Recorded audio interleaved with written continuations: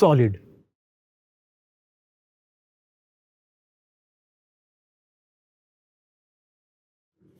ये है महिंद्रा की सबसे ज्यादा बिकने वाली कार, महिंद्रा XUV 3XO, जिसकी 1 लाख से भी ज्यादा यूनिट बिक गई थी पिछले साल, और तब ये कंपनी की सेकंड मोस्ट सेलिंग कार बन गई थी आफ्टर स्कॉर्पियो। और ऐसा सिर्फ इसलिए हो पाया क्योंकि इस प्राइस रेंज में ये गाड़ी आपको जो ऑफर करती है बाकी कंपनीज नहीं कर पा रही। और सबसे मेन चीज, ये 5 स्टार रेटेड कार है। ओ सरक उधर, सरक। ओह, सरक उधर। और इस सेगमेंट में ये अकेली ऐसी कार है जो आपको 1.2 लीटर का टर्बो पेट्रोल इंजन देती है विद 200 Nm ऑफ टॉर्क। और ये सब देख के मेरे दोस्त राज से रुका नहीं गया और उसने 2024 में ये गाड़ी बुक कर दी लॉन्च के जस्ट बाद। बट इस साल इस गाड़ी की रैंक सेकंड से फोर्थ पे आ चुकी है। तो इस साल ऐसा क्या हुआ? क्या ये कार बेकार हो गई? अरे नहीं यार, वो ना कुछ ज़्यादा इन लोगों ने फ्रॉड कर दिया इस बार पब्लिक के साथ, जिसके बारे में मैं आपको आगे बताऊंगा इस वीडियो में। और वो ऐसी कौन सी कार है जिसने इस गाड़ी की राजगद्दी छीन ली और उसको फोर्थ रैंक पे लाके पटक दिया? वैसे एक नहीं, 2-3 कार्स हैं, जिसमें से एक खुद महिंद्रा की ही है। तो करते हैं सारी बातें डिटेल से और जानेंगे कैसा रहा 2 साल का एक्सपीरियंस राज का, and as a former Honda City owner मुझे कैसी लगी चलाने में। आइए चलते हैं गाड़ी के अंदर। अब तो अंदर से कुछ ऐसा लुक है इस गाड़ी का, और सबसे पहले इसका मीटर ऑन कर लेते हैं और देखते हैं कैसा है। ये पार्ट डिजिटल और एनालॉग मीटर, जैसा कि आप देख रहे हैं ये 30,000 किलोमीटर चल चुकी है लगभग। और 3 स्पोक स्टीयरिंग के साथ आपको मिलते हैं media control buttons, cruise control, और ये ड्यूल टोन फिनिश में इंटीरियर, 6 स्पीड का गियर बॉक्स, मैनुअल AC और 10.2 इंचेस की टच स्क्रीन में आपको मिलती है, जिसमें वायरलेस एंड्रॉइड ऑटो और एप्पल कारप्ले भी चलता है। आइडल स्टार्ट स्टॉप बटन भी आपको इसमें मिलता है। और अब सेल्फ मार के गाड़ी स्टार्ट करते हैं तो कुछ हल्की सी वाइब्रेट हुई पूरी गाड़ी है, और महिंद्रा के इंजन थोड़े से वाइब्रेट तो करते ही हैं।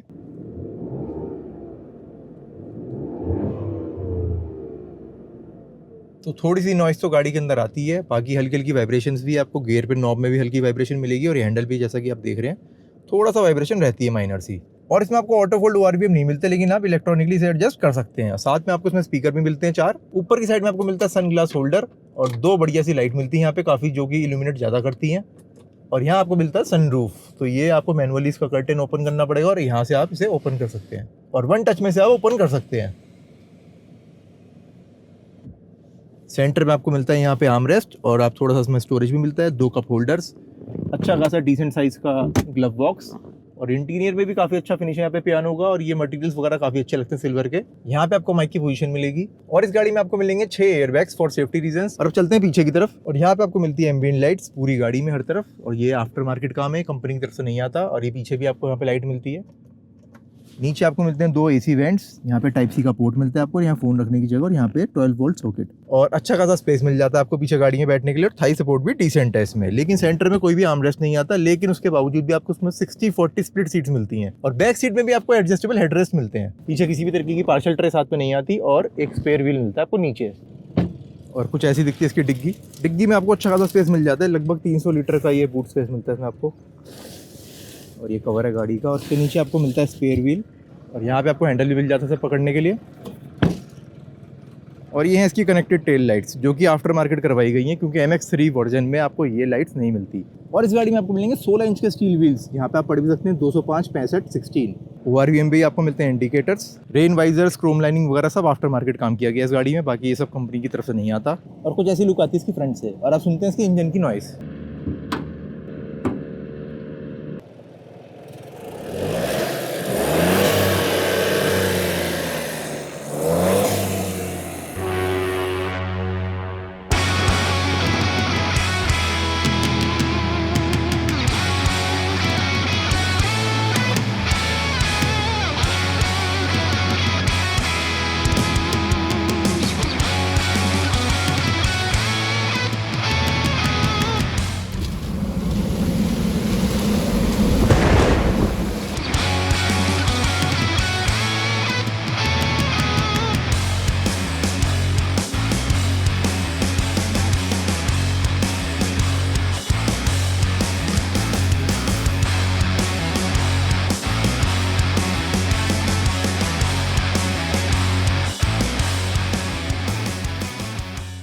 और अब इस कार का इन डेप्थ रिव्यू शुरू करने से पहले मैं आपको वो कार बता देता हूँ जिसकी वजह से इसकी रैंक अब 4th हो गई है। तो वो कार है महिंद्रा की बोलेरो नियो, और इस कार की वजह से 3XO की सेल इससे कम हो चुकी है। बाकी इसी रेंज में अब आपको बहुत सारी कार्स अवेलेबल मिल जाती है मार्केट में, उसमें से सबसे कड़ा टक्कर इसका है टाटा पंच से। और अब तो स्कोडा की काइलैक भी 7.5 लाख से शुरू हो जाती है, जिसमें आपको टर्बो पेट्रोल इंजन मिलता है। तो ये थी वो कुछ कार्स जिसकी वजह से महिंद्रा XUV 3XO की सेल अब पहले से कम हो चुकी है।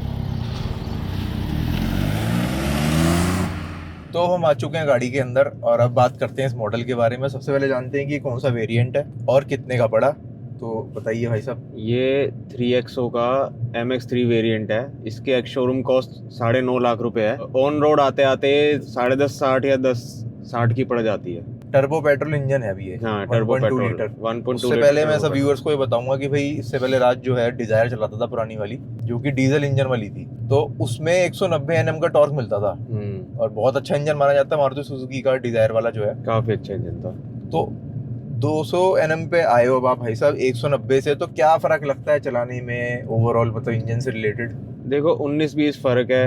वो 4 सिलेंडर था, ये 3 सिलेंडर है, उसका ये फर्क है। और थोड़ा मतलब है डिफरेंस तो है। पेट्रोल पे आना, डीजल से पेट्रोल पे जंप करना, तो उससे थोड़ी रिफाइनमेंट में पता चलता है। डीजल थोड़ा नॉइज ज्यादा करता है, तो फर्क तो है। तो पावर का फर्क तो बिल्कुल पड़ता होगा, क्योंकि वो डीजल इंजन था, उसमें एकदम इंस्टेंट मिलता था। और ये टर्बो इंजन है, तो ये 2000 RPM के बाद ही किक इन होता है। हाँ, उसके बाद ये फिर फर्राटा हो जाती है गाड़ी।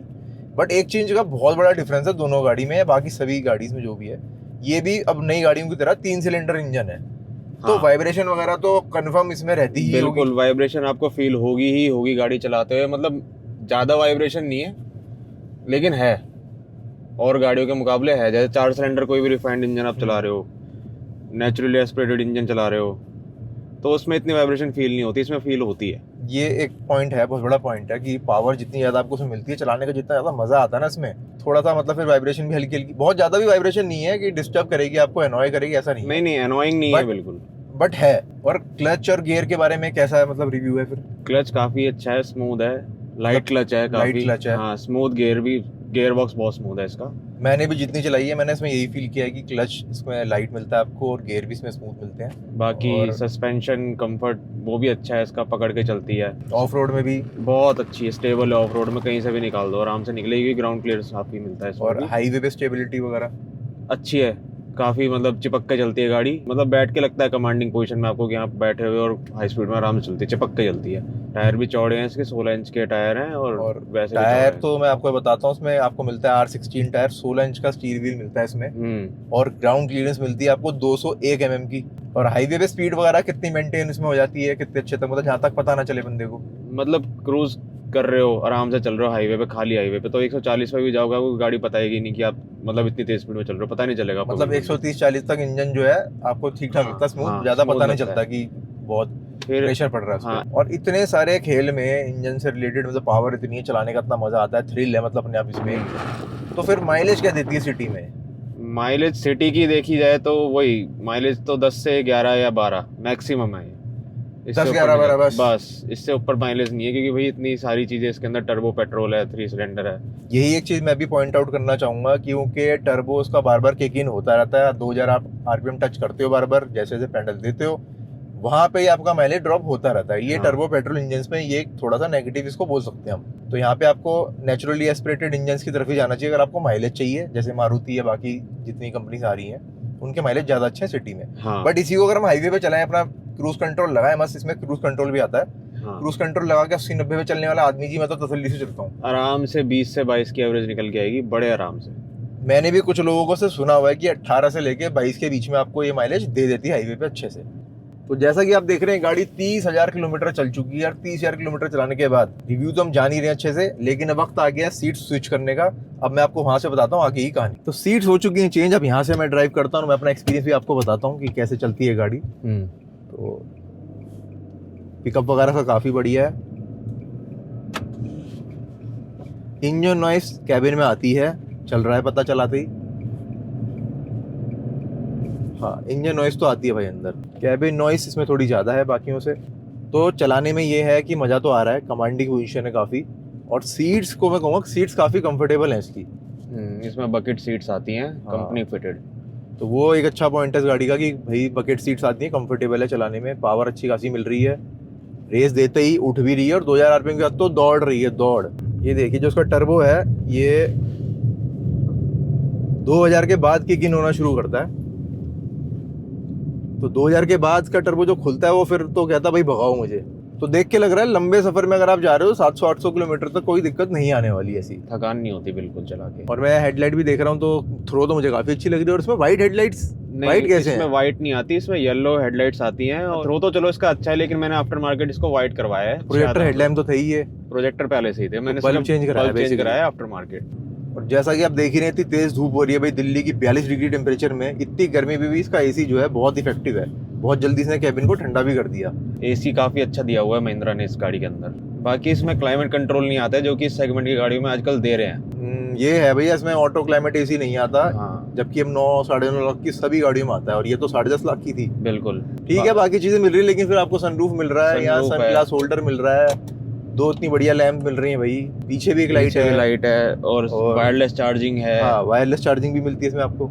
और स्क्रीन मिल रही है 10 इंच की भाई, इसका भी तो बताओ बेनिफिट कितने सारे हैं। 10 इंच की स्क्रीन तो चलो अच्छी है, हाँ, बड़ी वायरलेस भी तो है, ऑटो वायरलेस, एंड्रॉइड ऑटो मिलता है। एंड्रॉइड ऑटो वायरलेस मिलता है, लेकिन एक उसका वो भी है जो बेकार लगी मुझे बात में, एप्पल कारप्ले अभी तक नहीं आया, ना वायर्ड ना वायरलेस। इन्होंने क्लेम करा था कि हम आपको आगे आने वाली सर्विसेज में अपडेट कर देंगे ये वाला फीचर, लेकिन अभी तक नहीं हुआ है।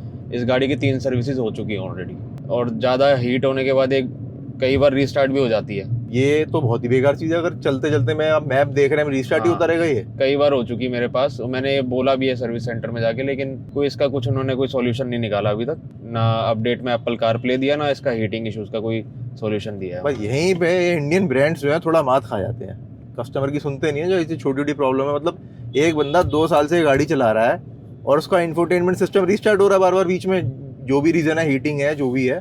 तो ये एक नेगेटिव है इस गाड़ी का, क्योंकि अगर महिंद्रा अपने कस्टमर्स की नहीं सुन रहा तो ये अच्छी चीज तो नहीं है।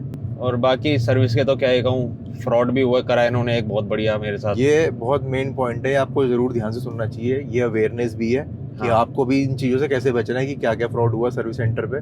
और महिंद्रा तक भी बात जानी चाहिए कि क्या करते हैं नीचे के लेवल पे, कि बंदे का एक्सपीरियंस खराब हो रहा है फिर रिकमेंड थोड़ा करेंगे ना, खुद भी नहीं लेंगे। नहीं बिल्कुल। तो बताओ भाई क्या हुआ था। हुआ ये था, सेकंड सर्विस के टाइम पे मैंने अपनी गाड़ी सर्विस सेंटर में दी सुबह। मेरे चारों टायर एकदम सही थे गाड़ी के।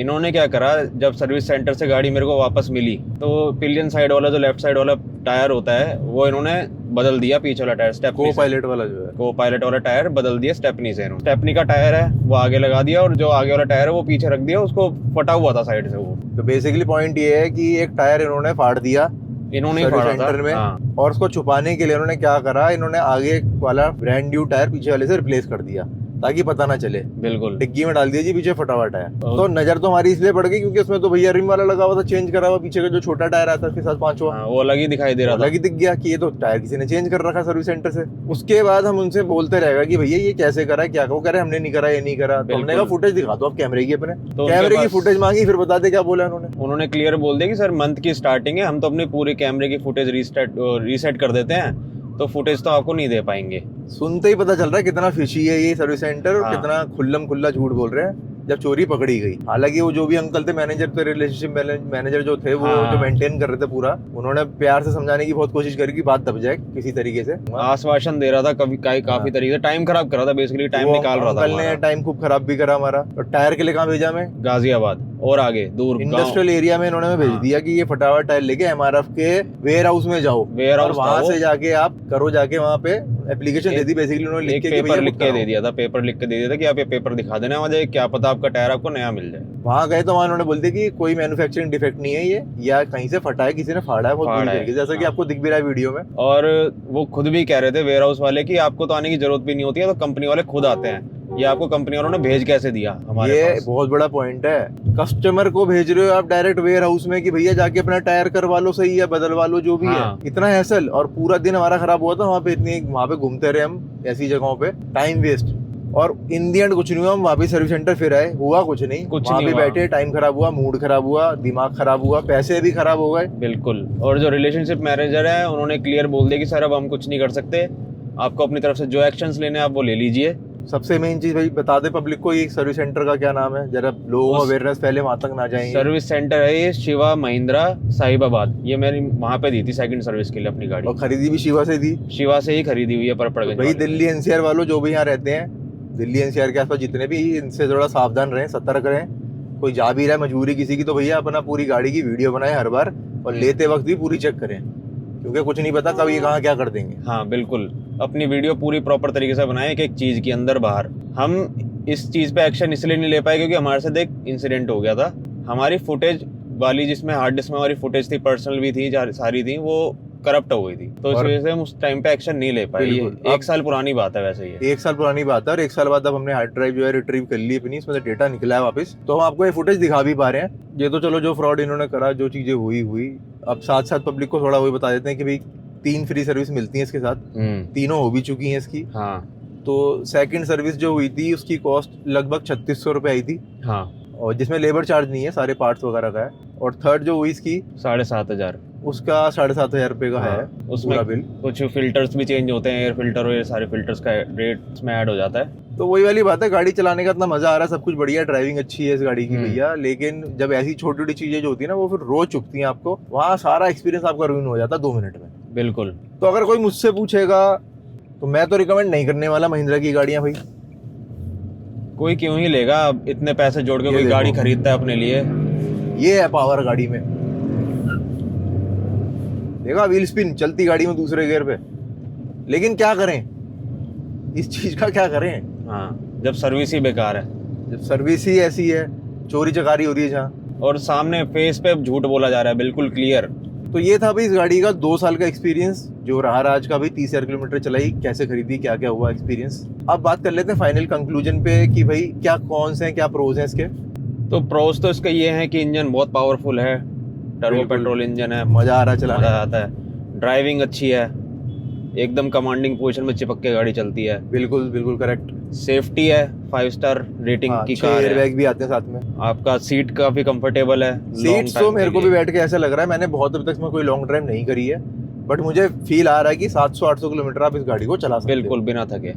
और मेरे हिसाब से एक पॉजिटिव पॉइंट और भी इस गाड़ी का, वो है इसका एसी भी इसका काफी स्ट्रॉन्ग है, बहुत अच्छा एसी मिलता है। तो इतने सारे प्रोज हैं गाड़ी में, तो कुछ कॉन्स भी होंगे भाई, वो बताइए अब। कॉन्स तो फिर वही है, जैसे कि इंफोटेनमेंट स्क्रीन है, रीस्टार्ट हो जाती है हीट होने के बाद। बिल्कुल, मतलब कोई कहीं जा रहा हो तो बीच में अटक हाँ, जाएगा। बहुत दिक्कत वाली बात है। एप्पल कारप्ले अभी तक नहीं आया है, ना वायर्ड ना वायरलेस। बिग नेगेटिव, 10.5 लाख की गाड़ी में आज भी अगर वो नहीं चल रहा तो बेकार है। और दूसरा है इसका, इसमें क्लाइमेट कंट्रोल नहीं आता एसी में। माइलेज सिटी में कम है, ये नेगेटिव है भी और नहीं भी। कुछ ऐसा है कि आपको अगर फर्क नहीं पड़ता माइलेज को लेके इतना, तो ठीक है, आपके लिए नेगेटिव नहीं भी हो सकता है। हाँ, बाकी मैं बताता हूँ 1-2 और छोटे छोटे पॉइंट ये है कि कैबिन में नॉइज ज्यादा आता है बाहर का, रोड हाँ। नॉइज जो है थोड़ा ज्यादा है इसका, और गाड़ी से NVH कंपेयर करें लेवल तो थोड़े हाईज हैं इसके। हाँ। बाहर से आपको कुछ काम करवाना पड़ेगा डैम्पनिंग वगैरह का। और एक छोटा सा पॉइंट हो रहा है, निट पिकिंग कह लो या जो भी है, मुझे इसके स्पीकर थोड़े से बिलो एवरेज लगते हैं। हाँ, इसके अपर वेरिएंट पे अगर हम जाएंगे तो अच्छे स्पीकर ही देते हैं, हाँ, हरमन कार्डन के आता है। हरमन कार्डन के, लेकिन इसमें थोड़ा सा मुझे लगता है बेसिक से ही है। मारुति में ज्यादा अच्छा आया नहीं, बल्कि मारुति के तो बहुत अच्छे थे, जैसे मैं डिजायर यूज करी है अपनी। तो ये थी भाई पूरी इस गाड़ी का ओवरऑल एक्सपीरियंस, रिव्यू, सब कुछ कंप्लीट। बाकी आपके कोई भी क्वेश्चन है कैसे भी, तो डायरेक्ट आप नीचे कमेंट्स में लिख दीजिए, डायरेक्ट राज ही आपको बता देगा या मैं बता दूंगा उसका आंसर। तो इस वीडियो को यही एंड करते हैं कि भाई आपको हाईवे के लिए लेनी है तो इस गाड़ी के साथ आप जा सकते हैं, आपके यहाँ सर्विस सेंटर अच्छे हैं तो आप इस गाड़ी के साथ जा सकते हैं। सिटी के लिए देख रहे हैं तो फिर थोड़ा सोच के अपने अकॉर्डिंग लें, अपने हिसाब से कि आपकी नीड क्या है। तो करते हैं वीडियो को यहीं खत्म। तो क्या करना चाहिए राज वीडियो खत्म करने के लिए? चैनल को लाइक कीजिए, सब्सक्राइब कीजिए। तो फिर मिलते हैं आपसे अगली वीडियो में।